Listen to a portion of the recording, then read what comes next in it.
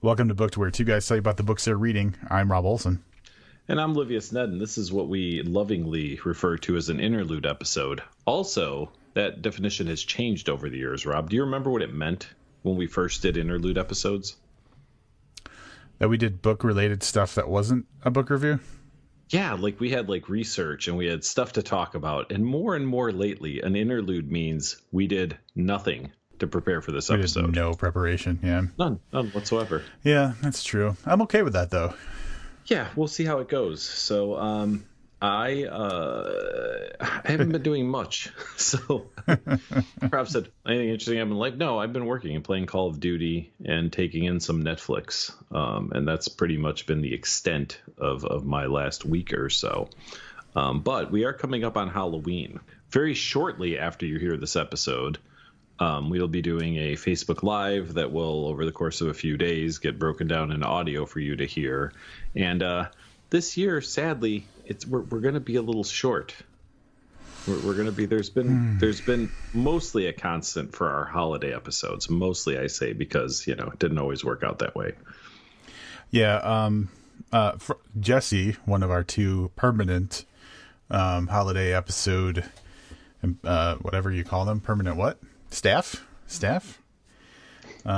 unable to make it. There's just conflicts in the schedules, and we were having enough trouble with it where one person had to be left behind, and this time it's Jesse. So it will be me, it will be Livius, and it will be Misty for our Halloween extravaganza spectacular. Is that what we're still calling them? Spectacular? Absolutely. Yeah.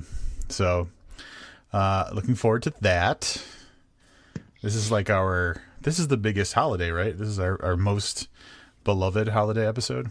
Yeah, I mean, it always was. I mean, lately I've really liked the Christmas episodes too. Yeah. So, but we do have some I guess what I was getting to is that we have already done hours and hours of preparation for that episode.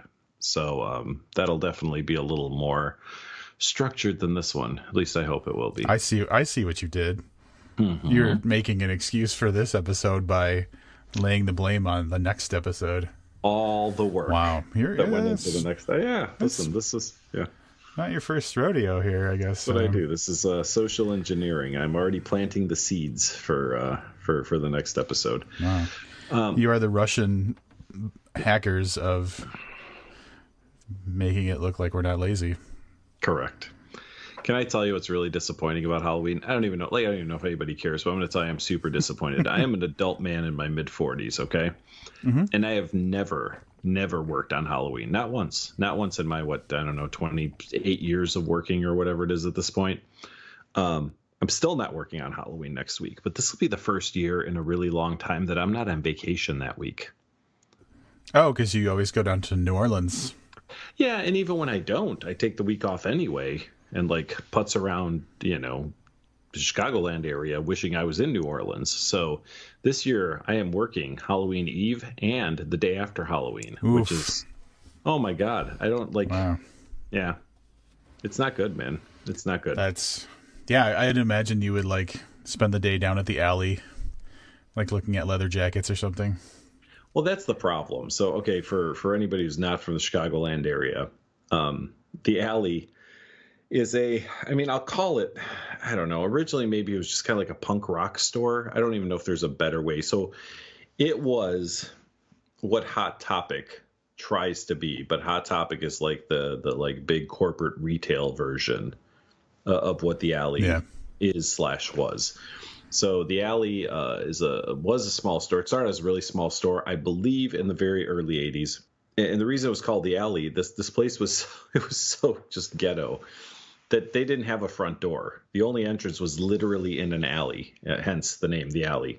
But over time, it did so well that it expanded, and they either bought or rented adjacent storefronts and tore down walls, and it turned into almost like a little shopping mall for weird shit. So you had, as Rob had mentioned, leather jackets and rock and punk band T-shirts and patches. And then they added the Architectural Revolution, which was one of their stores, which was just plaster caster, gargoyles and shit. And then there was Taboo, which was their lingerie and dildo store. Well, a few years ago, the Target Corporation apparently made the owner an offer he couldn't refuse, and they tore that all down, and there's a Target. But the alley still maintained a small online presence and then reopened. They reopened a store directly across the street from the old store. And now that is going out of business. And Halloween's actually their last day. Oh, no. So when you're saying, like, I'd be hanging out at the alley, I honestly don't think I can go there on the last day. I think it would be too sad. So from my own personal history, I used to go there a lot when I was a kid, and I mean, probably starting when I was 12. And it was a huge treat for me to go when I was a young teen. And then it was just a cool place that I liked to go when I was an older teen, and even like well into my 20s. Yeah, And yeah, I dragged you guys there the last time the holiday staff was in town. Yeah, they got a nice taste of it. And I got so excited. I was like, oh, the future of the alley is food. Because this dude was making like waffle pops or something. Remember, I was trying to figure out what a waffle pop is. Yep. And again, not of any interest to anybody. You remember when you pointed out how cool the alley tables were with the logo? Yeah. He sold all of those, and he sold them for cheap enough that if I had an opportunity, I bought one. I think it was like $200. I mean, that sounds like a lot for a table, but I get it. Yeah, I would have bought one. So, at any rate, I got to go buy some alley T-shirts and see if I can thank the owner for all the joy he brought me when I was just a little oblivious. Yeah, I mean, it wasn't a store. It was like a culture. It was like a cultural icon of Chicago. Mm-hmm. And it's one of those things where, like, I'm sure if you watch some movie that was filmed in Chicago, like, I wouldn't be surprised if there was, like, a scene from a movie, like, filmed in there or something like that. It was just one of those places. Yep. Yeah, so. I mean, like, a lot of, like, punk bands would show up there to do, like, signings and stuff. Like, it was a pretty big deal. And although I've already been saddened. The new location was very, very small. I mean, the new location, the actual store was smaller than their original small store, but I was just happy to kind of still have them around. Now, I understand from some cryptic messages I've seen that they will still have, like, alley outposts. So I'm guessing they probably found a couple of places where they're going to do like a mini store in a store or something, is what I'm assuming that means. Or maybe that guy's just going to like go to flea markets and shit. I don't know. But either way, the plan is actually to go down there on the 24th when I'm off. And like I said, I don't think I can do that final day. I think that would be a little too sad. So I'm going to go down there, I think, this week. Wow. That's fun fact. I just thought about this while we were talking. Back in the day, for actually a little trip down memory lane for me, Levius, we used to work at the same place. That's how we met. For anybody who's listening who didn't know that, we met at work. Neither of us work there anymore, but during that time frame, I hated when we had meetings, like when I had to go in just for a meeting, like on a day off. And one of the things that the alley would do is they would like custom print like words onto t-shirts. And so for one of our meetings, I don't know if you remember this, Livius, but one of our meetings, I had a t-shirt printed that said, "Let's get this over with." I do not remember that, but that's pretty funny. I like that. And I got it at the alley. Yeah. Oh, the alley. When we were in Los Angeles for StokerCon, we were walking in I don't know what area where we were walking in, and I had one of my alley t-shirts on, and I had a sweatshirt zipped like I don't know, halfway up, so you could only like see the top of the logo. And this guy who was clearly drunk, maybe on drugs or something, says, "Dude, is that an alley shirt?" And I was like, yeah. He's like, "From Chicago?" Like he had to just recognize the logo, because there was no way. He didn't read enough. He didn't like hit me up for money or anything. It wasn't like he was, because I looked down. I was like, he must, be familiar with the alley. So yeah, I mean, it is iconic. I think that anybody who is into that punk rock kind of scene, especially through the 80s and 90s, if they're in Chicago, I have to imagine that was a pit stop that somebody made. Yeah, there you go. Little trip down memory lane. Poor Livius is losing a part of his child. Well, you've been slowly losing it, I guess, for I know, for years. But it's tough, because this is what happens as you get older. Like you see your idols age and then inevitably die. So, this happens a lot. You go, oh, hey, look, there's an article about somebody that I was a huge fan of when I was like 15 years old. And then you click on it and you see a picture and you're like, who's this old fuck? Yeah. Yeah. So it happens. So that's the sad thing. So, I mean, I've had, at least one close friend that's my age that died, which is terribly sad. Right.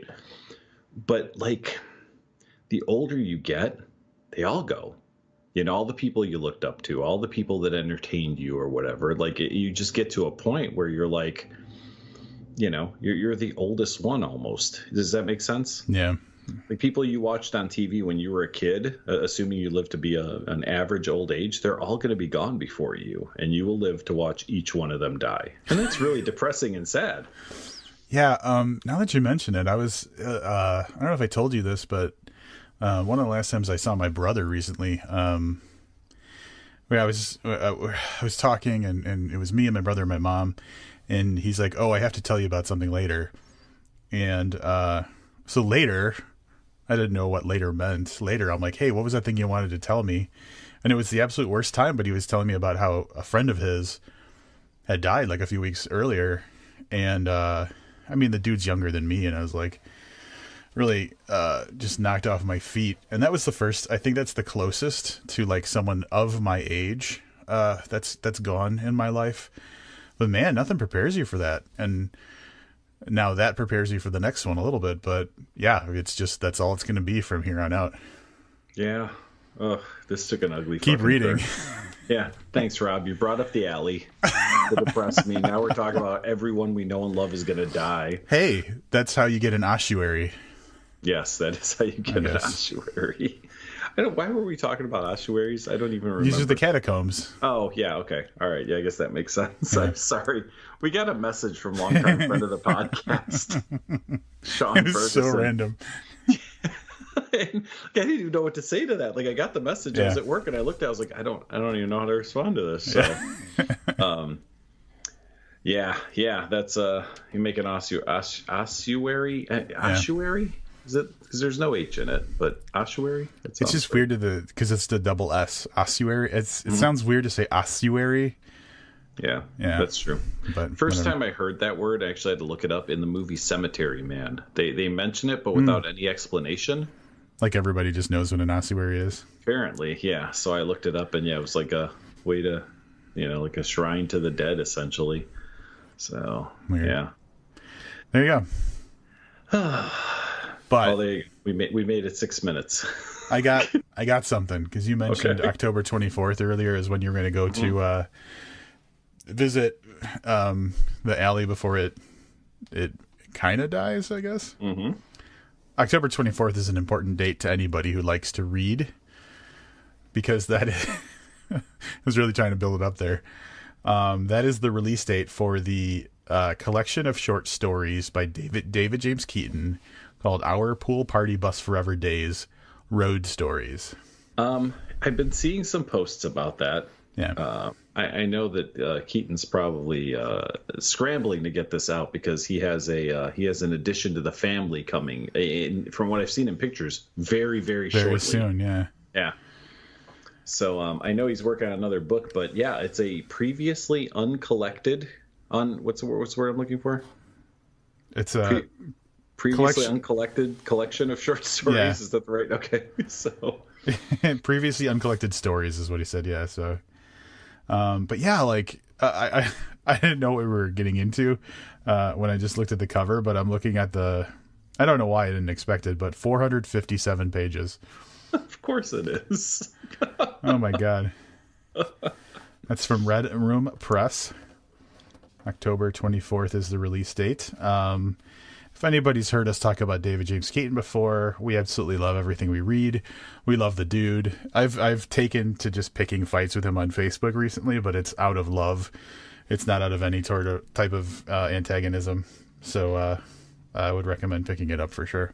I may pick up a copy and just to see if there's any news stories I haven't read in there. I have to imagine he's got some recent stuff that I haven't read, hopefully. And if he does, I'm actually looking forward to it. He is one of the most entertaining writers that we have read and or had as a guest on this podcast. Yeah, the dude's amazing. And I mean, I would buy it just to complete the collection on my bookshelf, you know? That's true. And congratulations to him and Amy James Keaton for, did he ever reveal the gender? I feel like it's a daughter, but I might just be making that up because like, I feel like that's what he deserves. I feel like you're right, and we're probably going to take a little break and do a little bit of Facebook research on this as we speak. Regardless of what sex it is, I wish him twins. So, wow, twins, eh? Yeah, they're twice as fun. They're gonna. I mean, I was just thinking the other day about what milestones are they. It's not going to be the normal like baby's first milestones. It's going to be like baby's first fight in a movie theater parking lot, and baby's first. I don't know. Yeah, potentially. Yeah. But yeah, I wish them the best. I imagine that this will slow them down a little, right? It has to. Something has to. Well, you know what? I was thinking this has to be, like you were saying, it's very soon. I feel like he posted on Facebook that he has to finish a book within the next like 7 days or something like that. Jesus. So like this baby could pop any minute. So I don't know. Either way, if you want to support a new father, go out and pre-order Our Pool Party Bus Forever Days by David James Keaton. All right, we do have some TV/movie viewing that we've done, but we're saving that for the next episode. But outside of that, you've been watching a lot of TV, I'm assuming, right? We haven't read a book in weeks, so I'm guessing that you've been on some type of Netflix binge or something. Yeah, I went on this weird kind of... This weekend, I just decided I'm going to start watching horror movies that I haven't seen before instead of just rewatching the same ones over and over again, which is what I usually do. And hold on. Prepare to be judged. Oh, because they're ones that I haven't seen yet. Oh my God. All right. Let's hear it. I've been hearing so much about this Nightmare on Elm Street. No, I'm just kidding. All right, so one of the ones I watched, I was trying to go for like offbeat ones that weren't so super mainstream or super hyped up. Jennifer's Body. I've also not seen that. I know what it is. Like I'm familiar with the plot and stuff, but I don't know. I've never seen it. Wow. I'm not intimately familiar with it. And I'm judging you. Is that really horror? Does that come up in the horror category? I've never thought of it that way. Okay. Well, I mean, she becomes a succubus and starts killing people. So maybe I'm thinking of something else. Now I'm really curious what you were thinking of. I was thinking about a girl that dies, but then like investigates her own murder, like as a ghost. No, wait, the TV show? No, Dead Like Me? Oh no, hang on. No. Hold on. Let's. Are you just Googling girl that dies and investigates her own death as a ghost? Should I not? I mean, I don't know what else. I don't know what else you would search. Well, all right, yeah. Let's see if this works. Because if it works, then I'm spot on. Movie: girl is murdered, investigates her own murder. Oh my God, man. So it's definitely not Jennifer's Body. It is definitely not Jennifer's Body. I don't know what it was. The Lovely Bones? No. I don't know. No, that's not it. I don't know. If it comes to me, I'll... So Jennifer's Body. It's two, like, I don't know if they're high school. I guess they're high school. Yeah, because there's a dance. High school friends played by Megan Fox and Amanda Seyfried. You familiar with? I know Megan Fox is, and Amanda Seyfried sounds familiar, but I'm not seeing. I guess I can look it up, but. And Megan Fox, something happens to her. She ends up becoming like this like evil demon kind of succubus type girl who needs to eat people to survive or whatever. Interesting. And, so a lot of hotness. What kind of rating are you giving this movie? It was, I mean, if I had to do the out of 5, like a 3. Okay. It was entertaining, but I don't know, like wasn't. It was just fine. It was just okay. Okay. And immediately after that, and I think you have more chance of having watched this one, I watched the movie Teeth. Okay, I've never even heard of this movie. Teeth? You're like budget shopping on iMovies or whatever? Not this time. I was actually scrolling through like the HBO app and or Showtime, one of the two. I can't remember, but anyway, Teeth is about a very chaste young girl who's like just reaching like sexual maturity, or not. Yeah, like they're again high school girl kind of thing. She's very abstinence.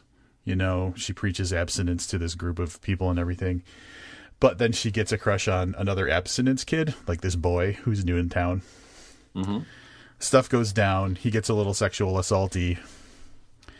And he basically, in mid-rape, discovers that she's got teeth down there. Jesus Christ, man. See, and then so that I don't even know how to address that statement. That has a 5.4 out of 10 on IMDb, which sounds pretty accurate just based on what you said. But it sounds to me like really you're just watching movies with teenage girls in them. Is that okay? Is that horror movies? But it's not a genre. Teenage girls just aren't a genre for movies. Is that? Well, I mean, that's not. Then I watched other stuff that didn't. Those just two happened to be back to back. Oh, okay. Because they just happen to be that way. Don't fucking judge me. Then you watch Scream Queens again. Yeah. Then I watched You're Next. Oh, okay. Which I'm sure you've seen that one. I have. I didn't. It was okay. Yeah. So I'm not surprised that you hadn't seen that previously. Like there was a lot of like hype around it when it came out, but I think it was just okay. Yeah, it seemed kind of run of the mill, middle of the road. Mm-hmm. Yeah. It did do some twists on your conventional home invasion thing that I wasn't expecting, but yeah, it was good. It was good. You didn't ask me for my rating on Teeth. Oh, do tell. I'm gonna give that like a middle of the road, like 3 as well. Oh, that sounds generous of you. Well, the problem with a movie like Teeth is that like you've hung all of the suspense and horror around teeth inside a vagina. There's really only one way someone's getting hurt. That's very true. Sorry. That really makes for like the least scary like killer in a movie ever, right? Like all you have to do is not have sex with her, and you're fine. And you're fine. And some people find that difficult in this movie. I will say so credit due to the writers. Jesus. But yeah. All right, and where'd you fall on Your Next? See, I would give Your Next a 3. Yeah, about that. Yeah. Okay. I'm watching a lot of 3-level horror movies. Then I just started rewatching Hannibal. How about you? Anything new on your radar? No, not really. But I did notice, and I don't, and again, because we don't have any notes, so that kind of stuff is really like off the cuff. Did notice a trend, and when I say a trend, I believe there are now at least 2 such TV series. So one of them is on Prime, and it's called Lore, and I think they just kind of like film and or like explore like urban legends. Okay. And then there's one on Netflix, and I don't remember what the name is, but it seems to be the same thing. The one on Netflix, I know the kid, everyone's a kid when you're my age. He had a podcast where basically he was kind of deep diving, some stuff like that. I'm trying to, let me see if I can get signed into Netflix and get an actual name for this one too. Well, I was scrolling through Netflix too, and one of the things that I saw that like paused me for a second but didn't grab me enough to make me want to watch it was, I think there's a show called Haunting that's just like, it's not that shitty Ghost Hunter kind of thing, but it's more like a exploration of like a haunting story, like looking at someone's story about a haunting that they experienced or something like that. Yeah, not enough to drag me in, but like, I don't know. I think it's new. All right, I can't figure out the one it's called on Netflix, but yeah, I mean, it seems like maybe we can get this picked up as a Netflix. Booked? Yeah. Yeah, let's do it. I don't know exactly how it gets picked up by Netflix, like how you Mr. Netflix, if you're listening, Bookedpodcasts at gmail.com. Bob Netflix. Bob Netflix. Well, I think the one on Amazon, Lore, that one is definitely from podcast. That is nonfiction scary stories, essentially. So they take an urban legend, they just kind of like tell the story and then kind of elaborate on it, or I don't know if they do any elaboration or if they just take and film it, but it's done. It's done with like actors. So it's like a nonfiction Channel Zero. Mm-hmm. Yep. Yeah. So I feel about that. That's good. Yeah. I don't know. I think that, and I mean, they've had some success, right? Like I didn't watch it. That Making of a Murderer is essentially like a lot of audio podcasts, but then someone figured out a way to make it a serialized documentary, which is really what some true crime podcasts are. Someone was really good at making slideshows, and they're like, all right. Yeah. So I don't know. I don't know if that's going to be an ongoing thing where we'll see more and more of that. But I mean, I guess like the people at Serial, I don't know, but I'm going to assume that they probably already sold the rights to someone to make a TV show or a movie or something. You can't, right? Yeah. So, well, I mean, I think it's owned by NPR, so I'm sure NPR has some sort of like wing of its. I don't know. It's possible. That's what I'm trying to say. Yeah. So no, I haven't. I've been playing Call of Duty Black Ops 4, man. That's the last 8 days. Any free time I had essentially was spent on that. Is this like a recently released thing, or? Yeah, it came out on the 12th of October. I got a little bit late download because I wasn't in the country, so I had a little bit of a late start on the game. So yeah, I play multiplayer online with other people.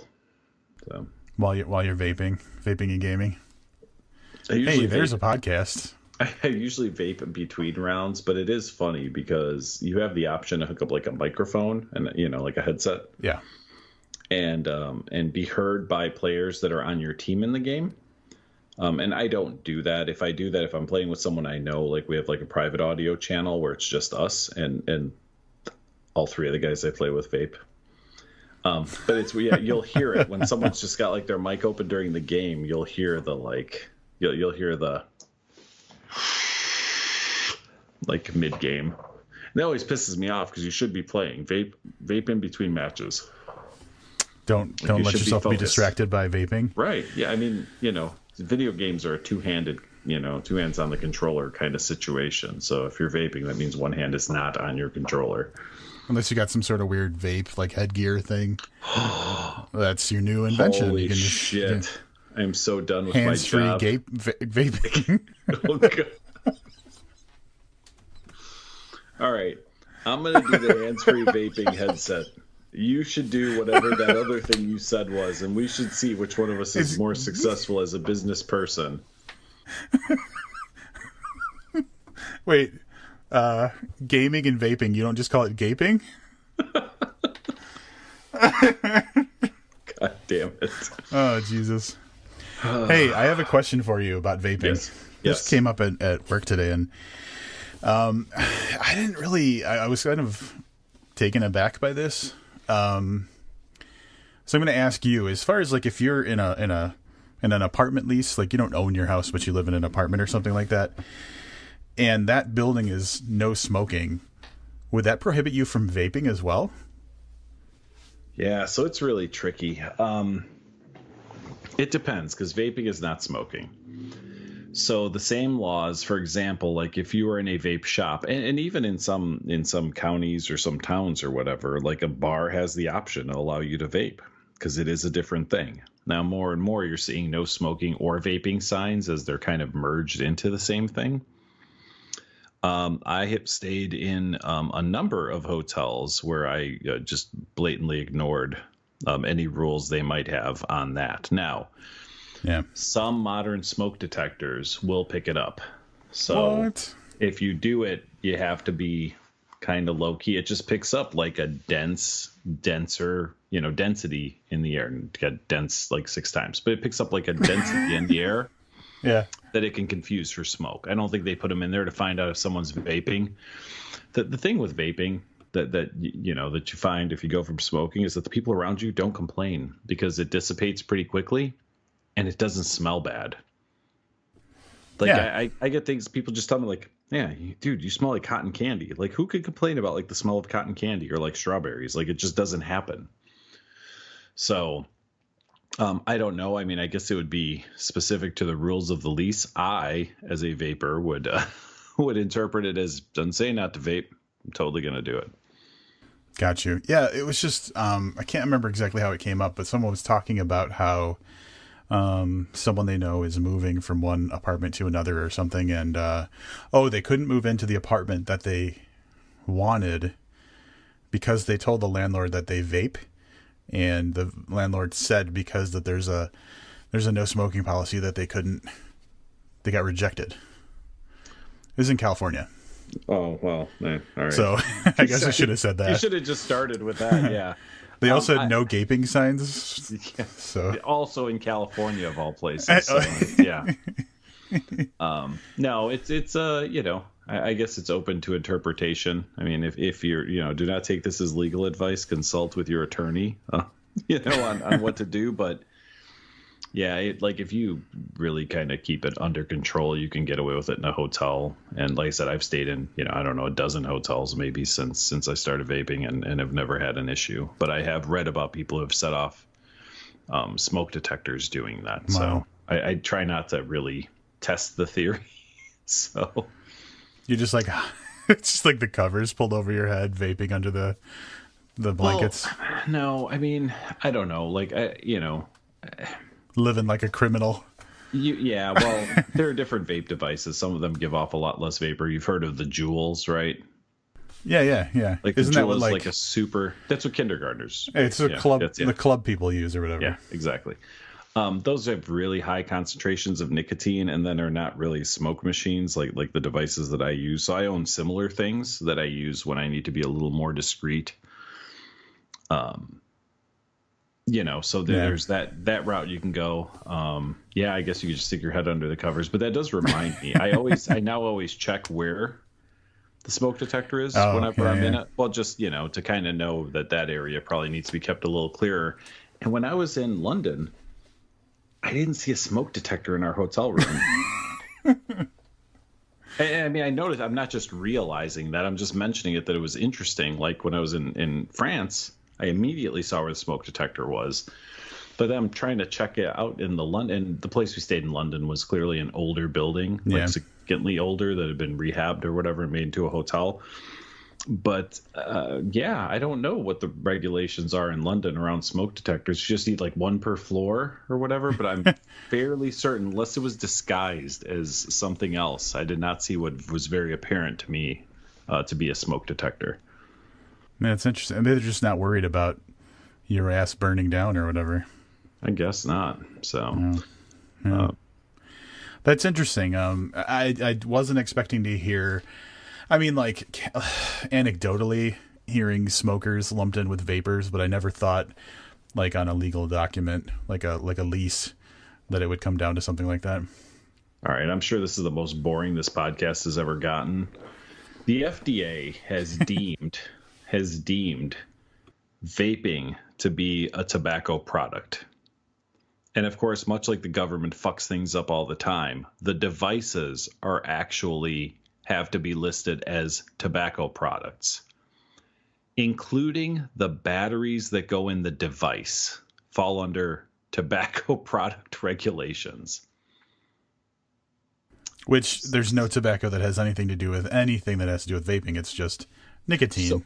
Right. Well, then the nicotine is extracted from tobacco, but nicotine lives in other things too. Tomatoes have nicotine in them, not as much as tobacco. So if you eat like 10 tomatoes, you're not going to get like a buzz, like a nicotine buzz. But I mean, there are a number of vegetables and stuff that have it in there. So you don't look nearly as cool eating a tomato as you do smoking a cigarette either. Correct. Yes, so, I agree. Yeah. It's about as cool as you look vaping. Like it's pretty close to that. Eating a tomato. If you slice the tomato first, get little wedges. No, just like pouring ketchup in your mouth. So I guess, if you were to say tobacco use, one could argue because the FDA has deemed vaping as a tobacco product. You see where I'm going with that? Yeah, I'm following you. So, yeah. Yeah. The FDA does lots of stupid things. Like the FDA is talking about eliminating flavors from vaping because adults couldn't possibly enjoy something with a flavor like, vodka or beer or, rum. That it's targeted at kids because it tastes like candy or, cake or strawberries or whatever. Well, I mean, I saw the meme somewhere and it's so true. Like, I've been that guy who, like, someone's vaping around the corner. I'm like, ooh, someone's got, like, donuts or something. And yeah, no, I mentioned it because no one's trying to get rid of, like, cake flavored vodka. Sure. Because that's not marketed to kids. But, if you have, cake flavored, e-liquid, that certainly is a, enticing to children and must be stopped at all costs. It's fucking stupid. I agree with you. I am for once, I think, in the podcast, taking your side on something. Although I think I took your side when you were always up in arms about smoking and stuff too. Yeah. Yeah. And the funny thing is that I thought about this. I was reading an article about the crime that is flavored e-liquid. And I thought to myself, man, as a kid, people controlled how much like candy and stuff I could have. And as an adult, yeah, I'm just like a big fucking pig when it comes to like cake and candy and shit like that and chocolate. So, I'm thinking there are probably other adults out there that consume on a level in excess of what they were allowed to when they were a child. So, I don't know. Whatever. It is what it is. The bottom line is if the government cracks down on it, vaping will just go underground. Like a vape easy? Yeah, I mean, there's a guy in Chicago who started his business by selling e-liquid like out of the trunk of his car, like literally. He had 2 or 3 flavors. He would post on a Facebook vape forum for people in Chicago. He'd be like, hey, I'm going to be in the parking lot of the McDonald's on Irving Park from 3 to 4. I've got 28 bottles of whatever. First come, first serve. And people would show up and buy his juice. He is now distributed pretty wide. I mean, everywhere in Illinois, and then in some of the nearby states and stuff too. But he'll just go back to that. That guy will just start selling shit out of the trunk of his car, direct sales. You go to his house and buy stuff. I mean, that's what's going to be if the FDA really tries to shut down vaping the way we know it. Homeboy's like the Abe Froman of vape. Yes. Who's that person? It's from Ferris Bueller's Day Off. He was the Sausage King of Chicago. Oh, yeah. You remember the name? Fucking Abe Froman, man. Did you watch that after you were in between Jennifer's body and teeth? No, I haven't seen that movie probably in like 20 years. Oh, my God. All right. I just, I haven't vaped my fucking brain cells away like you have. You didn't mention, I know we were talking earlier and you mentioned that recently you had watched The Devil's Rejects and House of a Thousand Corpses. Yeah, dude. Is this in anticipation of the third movie in that series? Yeah, which is not coming out till next year, but I think I didn't realize those movies came out in like 2002 and 2005 or something like that. Sounds about right. And I probably haven't seen them since like close to that time. So it's just been so long that I wanted to reintroduce myself a little bit. And how do you feel they hold up? Even better. Like, and that's the thing I've noticed with Rob Zombie movies. A good example is Lords of Salem. Like the second or third watching of that for me was far more satisfactory than the first time around.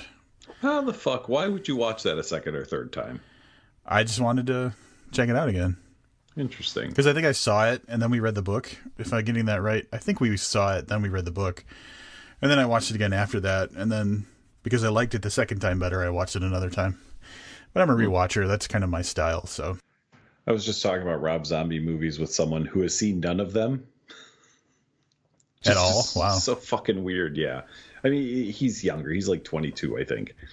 But I had him watch the trailer for 31. That's how it started. We were talking about clowns in movies or something, and you could tell he was disturbed by the trailer. And I was like, that's the making of good horror. When someone's like, ooh, Jesus, like when watching a trailer, like that's pretty fucked up. I'm like, yeah, that's the trailer, man. Immerse yourself in 90 minutes of that shit. Well, I know I rewatched Devil's Rejects more than House of a Thousand Corpses because I remember House of a Thousand Corpses really freaked me out. Like it legit scared me. And so I was kind of being a wimp and not watching it. So I was like, ugh, you got to do it, Olsen. And it wasn't as scary for me this time around, but like I saw some stuff and I was like, ooh, yeah, I get it. I still think it's interesting. I believe we talked about this on the podcast before. So House of a Thousand Corpses is very classic, kind of tropey Texas Chainsaw Massacre horror, right? Yes. And then he did a sequel that shouldn't even be listed in the horror category.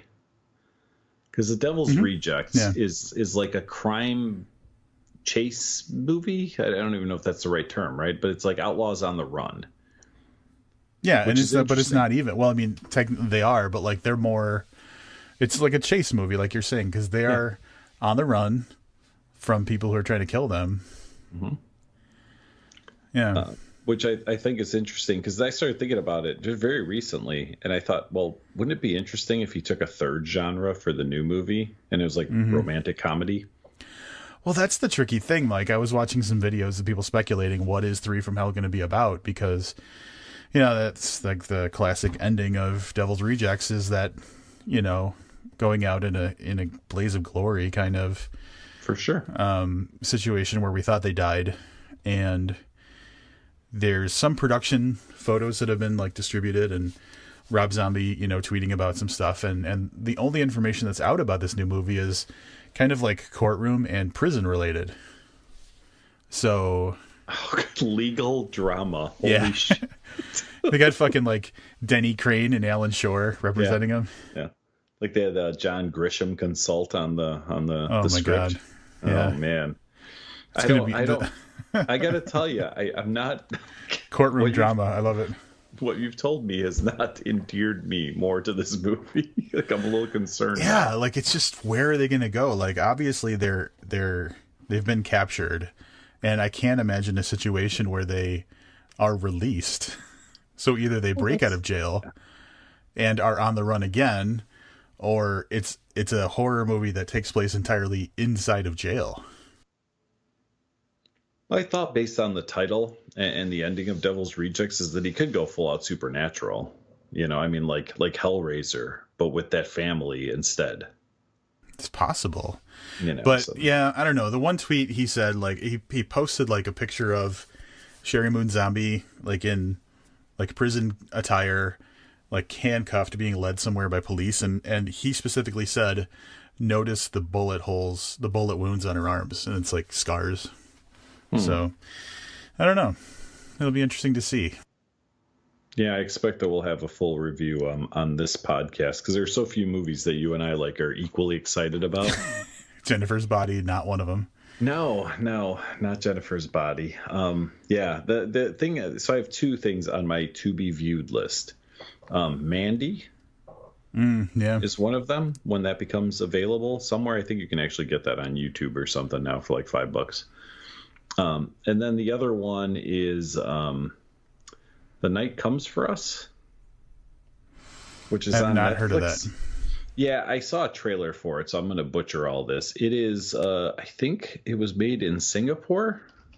You love that foreign shit.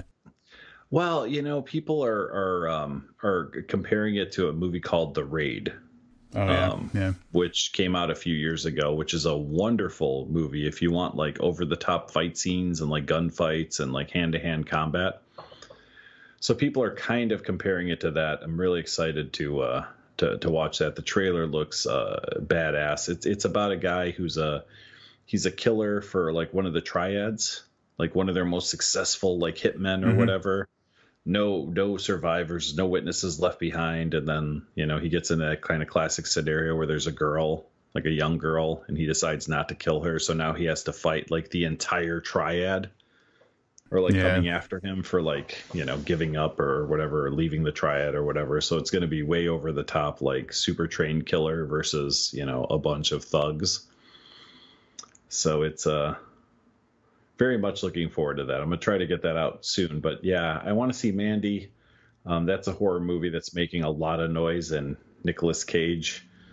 Talk about a guy whose career has done some really weird shit, right? Like that guy's been all over the map. Yeah. Hey, I'm going to take a moment to plug a friend of ours. Have you done any listening to the Almost Good podcast? I have not, no. All right, but you're familiar with it, right? I believe that is David James Keaton's podcast. Yeah, he does a podcast with J. David Osborne. Yep, yeah. Called Almost Good, and what they do is, loosely, what they do is they talk about a movie they watched, and the whole idea of it is, it's called the Almost Good podcast because they try to watch almost good movies. So they try to kind of pick those non-mainstream, not Oscar-winning type movies and talk about the subtleties of them. And they're about 16 episodes in, and the 15th episode was Mandy. Interesting. So, to give you an idea of the type of movies, and one of them blatantly breaks the rule, but Shape of Water, Brawl in Cell Block 99, Black Panther kind of breaks the almost good because it's like such a blockbuster. They did Annihilation, where J. David Osborne may or may not have been on mushrooms when he watched the movie. It's hard to tell with that movie if you're on mushrooms or not. So Seriously. And then other stuff like Ready Player One, A Quiet Place, stuff like that.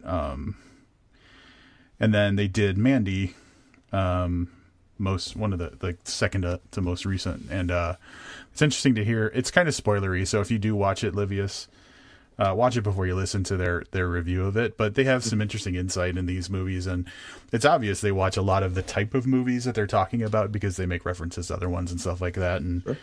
I listened to their Mandy episode, and it simultaneously made me want to watch it and not care to watch it. Was it the David James Keaton review that made you not want to watch it? I don't know. No, it was both of them. Okay. Because they're usually pretty aligned on stuff. Like, they don't really disagree much. They both kind of... it's almost like... not improvising, but like there's a lot of yes and. That's kind of their format. Like, David will complain about something, and then Osborne will be like, yeah, and this. Like, that type of thing. Gotcha. Yeah, maybe I'll check that out. But, Mandy, that's probably next on my viewing schedule. Yeah, I got to find another teen girl horror movie to watch. I was flipping through. I found one. I might watch it tonight. There's, I think it was Showtime. I can't remember. It was either Showtime or HBO. I was looking through their collections of horror movies, and there was one that's like, it's a really stupid name. I don't remember. It was something like Psycho Killer Woman or something like that. Sounds brilliant. Yeah, and it's just, from what I understand, like a girl who, like, there's a bunch of pervy dudes and she just starts killing them because they're like being pervy on her. So that's all I need, really. I have an interesting piece of movie news that I'm not sure you're aware of, and I'm kind of spoiling this for you because I know you're going to go see the Halloween movie, and this is one of the trailers before the Halloween movie. I was super excited. It took me about 12 seconds to figure out what I was seeing, and I didn't know this was a thing.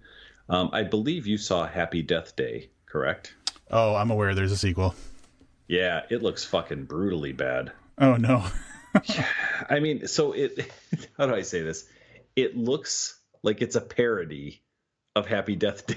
You know what I mean? Like, oh, no. Yeah, so I was like, oh, this is really cool. And the more I watched the trailer, the more I was like, oh, no. Don't do this. Do you remember what it was called? Happy Death Day 2, number 2, and the letter U. Happy Death Day to You. Oh, it's not on. All right, I'll find it. The premise is the same girl gets stuck in a this is from Wikipedia, I'll just call it a time loop. And she wakes up on the same day as she did in the first movie. Oh, is she watching herself try and not die? No. Damn it. Somebody is killing off all of her friends, I guess. And then she has to kill herself repeatedly to try to find the killer. So instead of her being killed by the killer over and over, which is what happened the first time, she essentially has to commit suicide like 100 times or whatever and try to figure out who the killer is. That's a new twist on an old classic right there. It looks like garbage. So there you go. I don't know if there's like a legit. I'm on YouTube and I see like fan made trailers. Oh yeah, no. This is a legit trailer that I saw whenever Thursday before the Halloween screening. I really enjoyed Happy Death Day. I thought it was a good movie. I was pleasantly surprised by that movie. I didn't expect much, and I really enjoyed it. I just liked how much of a piece of shit that girl was. Like, and then she ended up like not being a total piece of shit by the end of the movie. A little bit of a growth. Yep. Yeah. It was fun. I mean, like I said, we've seen Groundhog Day type movies before, but this was a little different, and it was a little tongue in cheek. Like, it was done with a little bit of humor, but it looks like they've gone over the edge with the new one. That's like they've gone too far. Yeah. All right. Well, I'm still gonna watch it. And one other trailer I did see, which I know is all over the internet, but I did see the Pet Sematary trailer. The Dennis Whitmire. Yeah. That looks interesting. I don't know if I actually saw the original Pet Sematary, so I think that's the other movie I'm going to have to watch. Because I can't remember. There's a, did you see it? I did. There's a girl character that like everybody's like, they're never going to do better than that. Yeah. I saw it when it came out, which was a really long time ago. So I honestly don't have like a real good recollection of the film. I know I saw it and remember thinking it was okay. Yeah. So, yeah, Zelda, whoever played Zelda is, they're like, no one's going to do better than, anyway. That's all I got. I'm done. Yeah. That's it. That's what you get when we don't prepare. So we talked about vaping. We talked about gaping. Talked about movies. I'm glad we spent a lot more time on the vaping part. Gaming and vaping together is gaping. I'm gonna make that a thing. I'm gonna share that with some of my gaper friends. So. And saying stuff like it's gonna be like a trendy new term, like "let's go get that bread" or whatever they're saying now. I have no idea what that means. Yeah. Anyway. All right, come back in a few days. Catch us on our Facebook Live Thursday night for our Halloween Extravaganza Spectacular, or just wait a week or so and hear it on audio. Until next time, I'm Livia Snedden. And I'm Rob Olson. Keep reading.